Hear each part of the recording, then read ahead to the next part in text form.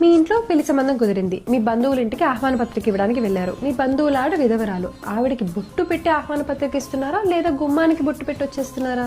అంటే భర్త చనిపోయిన స్త్రీ శుభకార్యాలకి పనికిరాదు. పూలు పెట్టుకోకూడదు, గాజులు వేసుకోకూడదు, బొట్టు పెట్టుకోకూడదు. ఎందుకు?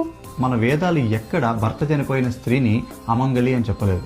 మన ఋగ్వేదం ఇలా చెప్తుంది, ఉదీర్ష్వ నార్యవి జీవలోకం గతాసుమేత ముపశేష ఏహి.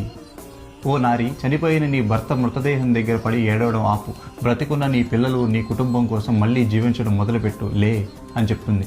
స్కంద పురాణం ప్రకారం భర్త చనిపోయిన స్త్రీ సత్ప్రవర్తనతో మరియు దైవచింతనతో బ్రతికితే ఆమెను గంగా భాగీరథి సమానురాలు అంటారు. అంటే గంగా వలె పవిత్రమైనది. ఆవిడని సాక్షాత్ పార్వతీదేవి రూపంగా భావించాలని చెప్తుంది. మన సనాతన ధర్మానికి మూలం ఏంటండి? వేదాలు. మన 4 వేదాల్లో ఎక్కడైనా సరే భర్త చనిపోయిన స్త్రీ అమంగళం, ఆవిడ గాజులు వేసుకోకూడదు, పూలు పెట్టుకోకూడదు, బొట్టు పెట్టుకోకూడదు, శుభకార్యాల్లో పాల్గొనకూడదు, ఎదురు రాకూడదు, దీవెనలు ఇవ్వకూడదు. ఎక్కడైనా ఉందా? ఆడ మగ ఇద్దరు మనుషులే, దేవుడికి ఇద్దరు సమానమే. అలాంటప్పుడు భార్య చనిపోతే భర్త ఎలాంటి త్యాగాలు చేయనవసరం లేదు.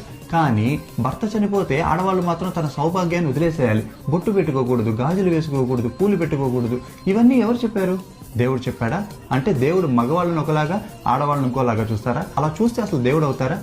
మీరే ఆలోచించండి. నమ్మకానికి మూఢనమ్మకానికి ఒక సరళమైన రేఖ ఉంటుందండి. ఇవన్నీ నమ్మినా, దీన్ని ఆచారంగా వస్తుందని పాటిస్తున్నా ఇవి మూఢనమ్మకాలు. మన వేదాల్లో ఏవైతే ఉన్నాయో అవే మనకి ప్రామాణికం.